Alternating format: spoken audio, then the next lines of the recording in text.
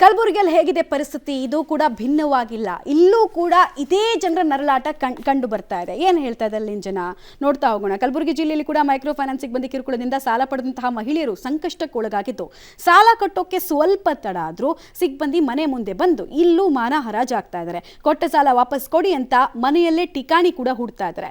ಸಾಲದ ಬಡ್ಡಿ ಜೊತೆಗೆ ಇನ್ಶೂರೆನ್ಸ್ ಹೆಸರಲ್ಲಿ ಕೂಡ ಪ್ರತಿ ಲೋನ್ನಿಂದ ಸಾವಿರಾರು ರೂಪಾಯಿ ಹಣವನ್ನು ವಸೂಲಿ ಮಾಡ್ತಿದ್ದಾರೆ. ಕಲಬುರಗಿ ನಗರ ಸೇರಿದಂತೆ ಜಿಲ್ಲೆಯಲ್ಲಿ ಒಟ್ಟು 5 ಲಕ್ಷಕ್ಕೂ ಅಧಿಕ ಜನ ಈ ಮೈಕ್ರೋ ಫೈನಾನ್ಸ್ ನ ಕಿರುಕುಳಕ್ಕೆ ಒಳಗಾಗಿದ್ದಾರೆ. 5 ಲಕ್ಷಕ್ಕೂ ಅಧಿಕ ಜನ ಒಂದು ಜಿಲ್ಲೆನಲ್ಲಿ ಸಂತ್ರಸ್ತರಾಗ್ತಾರೆ ಅಥವಾ ಕಿರುಕುಳ ತಾಳೋಕ್ಕಾಗದೆ ಊರು ಬಿಡ್ತಾರೆ ಅಂತ ಹೇಳಿದ್ರೆ ಎಷ್ಟು ದೊಡ್ಡ ನಂಬರು, ಮತ್ತು ಸರ್ಕಾರ ಎಷ್ಟು ತ್ವರಿತವಾಗಿ ಇದ್ರ ಬಗ್ಗೆ ಗಮನ ಹರಿಸಬೇಕು ಅನ್ನೋದಕ್ಕೆ ಇದು ಬೆಸ್ಟ್ ಎಕ್ಸಾಂಪಲ್. ರಾಜ್ಯದಲ್ಲಿ ಸದ್ಯ ಮೈಕ್ರೋ ಫೈನಾನ್ಸ್ಗಳ ಹಾವಳಿಯಿಂದ ನಗರ ಪ್ರದೇಶ ಹಾಗೂ ಗ್ರಾಮೀಣ ಭಾಗದಲ್ಲಿರುವಂತಹ ಜನ ಏನಂತಂದ್ರೆ ಈಗ ಸದ್ಯ ಸಾಲದ ಸುಳಿಗೆ ಸಿಲುಕಿದ್ದಾರೆ. ಪ್ರಮುಖವಾಗಿ ಏನಂದ್ರೆ ಅವರು ಪಡೆದಂತಹ ಸಾಲಕ್ಕಿಂತ ಸುಮಾರು 3-4 ಪಟ್ಟು ಹಣ ಕಟ್ಟಿದ್ರು ಕೂಡ ಸಾಲ ಮಾತ್ರ ತೀರ್ತಾ ಇಲ್ಲ. ಹೀಗಾಗಿ ಏನಂದ್ರೆ ಕಲಬುರಗಿ ನಗರ ಹಾಗೂ ಗ್ರಾಮೀಣ ಭಾಗದಲ್ಲೂ ಕೂಡ ಈ ಒಂದು ಮೈಕ್ರೋ ಫೈನಾನ್ಸ್ನಿಂದ ಸುಮಾರು 7 ಲಕ್ಷಕ್ಕೂ ಅಧಿಕ ಜನ ಸಾಲ ಪಡೆದಿದ್ದು. ಏನಂದ್ರೆ ಆ ಎಲ್ಲ ಜನ ಈಗಾಗಲೇ ಅಂದ್ರೆ ಹಲವು ಬಾರಿ ಹಣವನ್ನು ಕಟ್ಟಿದ್ರು ಕೂಡ ಸಾಲದ ಸುಳಿಯಿಂದ ಮಾತ್ರ ಹೊರಬರ್ತಾ ಇಲ್ಲ. ಹೀಗಾಗಿ ಮತ್ತೆ ಮೇಲಿಂದ ಮೇಲೆ ಬಡ್ಡಿಯ ಹಣ ಕಟ್ಟಿ ಅಂತೇಳಿ ಮೈಕ್ರೋ ಫೈನಾನ್ಸ್ನ ಸಿಬ್ಬಂದಿಗಳು ಕಿರುಕುಳವನ್ನು ಕೊಡ್ತಾ ಇದ್ದಾರೆ. ಇದರ ಬಗ್ಗೆ ಮಾತಾಡೋಕ್ಕೆ ಈ ಕಿರುಕುಳಕ್ಕೆ ಒಳಗಾದಂತಹ ಮಹಿಳೆಯರಿದ್ದಾರೆ.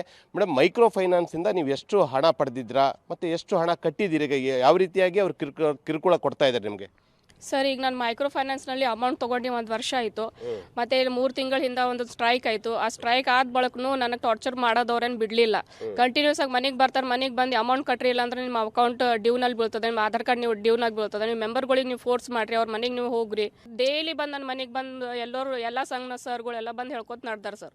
ನಮಗೆ ಈ ಟಾರ್ಚ್ ಅಂದ್ರೆ ನಾವು ರೆಂಟ್ಲಿಂದ ಇದ್ದೀವಿ. ನಮಗೆ ಆಜು ಬಾಜುದವ್ರು ಎಲ್ಲ ಕಂಪ್ಲೇಂಟ್ ಮಾಡಿ ನೀವು ಮನೆ ಖಾಲಿ ಮಾಡಿರಿ, ದಿನ ಏನು ಗಂಡಸರು ನಿಮ್ಮ ಮನೆಗೆ ಬರ್ತಾರೆ, ಏನದ ಇದು ಅಂತೇಳಿ ನಮಗೆ ಮೆಂಟಲಿ ಟಾರ್ಚರ್ ಭಾಳ ಆಗಕತ್ತದ ಸರ್ ಮನೆಯಲ್ಲಿ. ನಿಮ್ಗೆ ಯಾವ ರೀತಿಯಾದಂಥ ಕಿರುಕುಳ ಆಗ್ತಾ ಇದೆ ಈ ಒಂದು ಮೈಕ್ರೋ ಫೈನಾನ್ಸ್ ಸಿಬ್ಬಂದಿಗಳಿಂದ? ಹಾಂ ಸರ್, ನಾವು ಇದು ಗ್ರಾಮೀಣ ಕೋಟಾದಾಗ ಭಾರತ್ ಫೈನಾನ್ಸ್ದಾಗ ಅದು ಸಂಘನ ತಗೊಂಡಿನಿ ಸರ್. 7 ಮಂದಿ ಹೆಣ್ಮಕ್ಳು ಆರಿ ಸರ್. ಅದು ಈಗ ತಗೊಂಡು ಕಿಶಿಂದು ಮಗಳದು ಒಂದು ಸೀಜರ್ ಆಗ್ಯದ್ರಿ ಸರ್. ಅದಕ್ಕೆ ರೊಕ್ಕ ಜರ ನನಗೆ ಹೋಗ್ಯಾವ ಒಂದು ಕಿಶಿನ್ ಸರ್. ಅವ್ರಿಗೆ ಹೇಳಿನಿ ಸರ್, ನನ್ನ ಕೈಲಿ ಈಗ ತುಂಬದ ಆಗಂಗಿಲ್ಲ, ಆಮೇಲೆ ಕಟ್ತೀನಿ ರೀ ಸರ್. ಇಲ್ಲ, ನೀವು ಹ್ಯಾಂಗೆ ತಗೊಂಡಿರಿ ಹಂಗೆ ಕಟ್ಬೇಕಾಗ್ತದೆ. ಇದು ಏನು ಫುಕ್ಷಟ್ ರೊಕ್ಕ ಎಲ್ಲಿಂದ ತಂದು ಕಿಶಿನ್ ನಾವು ತುಂಬಿವು, ನಮ್ಮ ಎಲ್ಲಿಂದ ಮಾಡ್ಬೇಕಂತ ನೀವು ಹ್ಯಾಂಗೆ ಹೇಳ್ತೀರಿ ನಮ್ಗೆ? ಅದು ಹೇಳೋದಿಲ್ಲ ನಮ್ಗೆ. ಮೊದಲು ಏನು ಭೀ ಮಾಡಿರಿ, ರೊಕ್ಕ ಕಟ್ರಿ. ಮೇಡಮ್, ನಿಮ್ಗೆ ಯಾವ ರೀತಿ ಸಾಲವನ್ನು ಎಷ್ಟು ಪಡೆದಿದ್ರಿ, ಎಷ್ಟು ವಾಪಸ್ ಕಟ್ಟಿರಿ? ಈಗ ಒಂದು ನೋಡ್ರಿ ಸರ್, ನಾವು ಒಂದು ಸಾಲ ಕಟ್ಟಿದ್ದೇವೆ ರೀ, ಮುಟ್ಟಾದ್ರಿ ಸರ್. ಒಂದು ಉಳ್ದಿರ್ಬೇಕು, ಒಂದು 15 ಸಾವಿರ ಉದದ್ರಿ ಸರ್. 15 ಸಾವಿರ ಉದದ ಅಂದ್ರೆ ನಾವು ಅಂದ ಸರ್, ನಮ್ಗೆ ಇಷ್ಟೇ ಉದದ, ನಮ್ಮ ಕೈದಾಗ ಆಗಲ್ಲಾಗ್ಯ ಸರ. ನನ್ನ ಪಾರಾಗ ಆರಾಮಿಲ್ಲ, ನಾ ಸರ್ಕಾರಿ ದವಾಖಾನೆ ಹಾಕಿನಿ, ನಮ್ಮ ಪಾರಾಗ ರಾಡ್ ಹಾಕಿನಿ ಅನ್ಕೇಶನ್ ಅಂದ್ರೆ ಭೀ ಅವ್ರು ಕೇಳಲ್ರಿ ಸರ್. ನಮ್ಗೆ ಅದು ಏನು ಗುರುತಿಲ್ಲ, ಕಟ್ಟೇಬೇಕು ಅಂದ್ರೆ ಅವ್ರು ಕಟ್ಟೇಬೇಕು ಅಂದ್ರೆ ಇಲ್ರಿ ಸರ್ ನಾನು ಟೈಮ್ ಕೊಡ್ರಿ ಅಂದ್ರೆ ಭೀ ಅವ್ರು ಟೈಮ್ ಕೊಡಲ್ಲಾಗ್ಯಾರ.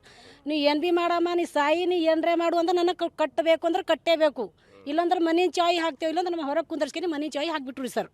ಇದು ಏನಂದರೆ ಕಲಬುರಗಿಯಲ್ಲಿ ಮೈಕ್ರೋ ಫೈನಾನ್ಸ್ನಿಂದ ಏನಂದರೆ ಈ ರೀತಿಯಾಗಿ ದಬ್ಬಾಳಿಕೆ ಇಲ್ಲಿನ ಸಿಬ್ಬಂದಿಗಳು ಮಾಡ್ತಾ ಇದ್ದಾರೆ. ಈಗಾಗಲೇ ಒಂದು ವೇಳೆ ಏನಾದರೆ ಮೈಕ್ರೋ ಫೈನಾನ್ಸ್ನ ಸಾಲ ಪಡೆದೇ ರಿಟರ್ನ್ ಮಾಡದೇ ಇದ್ದರೆ ತಮಗೆ ಬರುವಂತಹ ಗೃಹಲಕ್ಷ್ಮಿ ಹಣ ಆಗಿರ್ಬೋದು, ಆಧಾರ್ ಕಾರ್ಡ್ ಆಗಿರ್ಬೋದು, ರೇಷನ್ ಕಾರ್ಡ್ಗಳನ್ನು ಬಂದ್ ಮಾಡ್ತೀವಿ ಅಂಥೇಳಿ ಈ ರೀತಿಯಾಗಿ ಹೀಗೆ ಮಹಿಳೆಯರಿಗೆ ಏನಿದ್ರೆ ಟಾರ್ಚರ್ ಮಾಡಿ ಹಣ ವಸೂಲಿ ಮಾಡೋದಕ್ಕೆ ಮೈಕ್ರೋ ಫೈನಾನ್ಸ್ನವರು ಮುಂದಾಗ್ತಾ ಇದ್ದಾರೆ. ಸೊ ಕೂಡಲೇ ರಾಜ್ಯ ಸರ್ಕಾರ ಎಚ್ಚೆತ್ತುಕೊಳ್ಬೇಕಾಗಿದೆ. ಎಚ್ಚೆತ್ತುಕೊಂಡು ಮೈಕ್ರೋ ಫೈನಾನ್ಸ್ಗಳಿಗೆ ಒಂದು ಕಡಿವಾಣ ಹಾಕಬೇಕಾಗಿದೆ. ಕ್ಯಾಮ್ರಾ ಪರ್ಸನ್ ಮನೀಶ್ ಒಂದಿಗೆ ಪ್ರವೀಣ್ ರೆಡ್ಡಿ, ಪಬ್ಲಿಕ್ ಟಿವಿ, ಕಲಬುರಗಿ. ಅಲ್ಲಿಗೆ ಹಾವೇರಿ ಆಯಿತು, ಮೈಸೂರು ಆಯಿತು, ಕಲಬುರಗಿ ಆಯಿತು. ನಾನು ಆಗಲೇ ಹೇಳ್ತಾ ಇದ್ದೆ, ಪ್ರತಿ ಜಿಲ್ಲೆಯಿಂದಲೂ ಕೂಡ ನಮಗೆ ಈ ಥರದ ಮಾಹಿತಿ ಬರ್ತಾ ಇದೆ. ಪ್ರತಿ ಜಿಲ್ಲೆಯಿಂದಲೂ ಕೂಡ ಈ ರೀತಿ ಕಿರುಕುಳ ಅನುಭವಿಸಿದವರು ಮಾತನಾಡ್ತಾ ಇದ್ದಾರೆ. ಅದೆಲ್ಲವನ್ನ ಕೇಸ್ ಸ್ಟಡಿಗಳನ್ನ ನಿಮ್ಮ ಮುಂದೆ ಇಡ್ತಾ ಹೋಗ್ತೀವಿ. ಜೊತೆಗೆ ಇದಕ್ಕೊಂದು ತಾರ್ಕಿಕ ಅಂತ್ಯ ಸಿಗಲೇಬೇಕು ಅನ್ನೋ ಕಾರಣಕ್ಕೋಸ್ಕರನೇ ಪಬ್ಲಿಕ್ ಟಿವಿ ಈ ಅಭಿಯಾನವನ್ನು ಆರಂಭ ಮಾಡಿರ್ತಕ್ಕಂಥದ್ದು. ಇದಕ್ಕೆ ಸಂಬಂಧಪಟ್ಟ ಇಲಾಖೆ, ಸಂಬಂಧಪಟ್ಟ ಮಂತ್ರಿಗಳು ಇವತ್ತು ರಿಯಾಕ್ಟ್ ಮಾಡಬೇಕು. ಇದಕ್ಕೆ ಕಡಿವಾಣ ಹಾಕೋ ನಿಟ್ಟಿನಲ್ಲಿ ಸರ್ಕಾರ ಏನು ಕ್ರಮ ತಗೊಳುತ್ತೆ ಅಂತಕ್ಕಂಥದ್ದನ್ನು ಹೇಳಬೇಕು. ಅದರಿಂದ ಗ್ರಾಮೀಣ ಭಾಗದ ಜನರ ಕಷ್ಟ ನಿವಾರಣೆ ಆಗಬೇಕು ಅಂತಕ್ಕಂಥದ್ದೇ ನಮ್ಮ ಒಂದು ಪ್ಲ್ಯಾನ್. ಅದಕ್ಕೋಸ್ಕರನೇ ಈ ರೀತಿ ಮಾಡ್ತಾ ಇರ್ತಕ್ಕಂಥದ್ದು.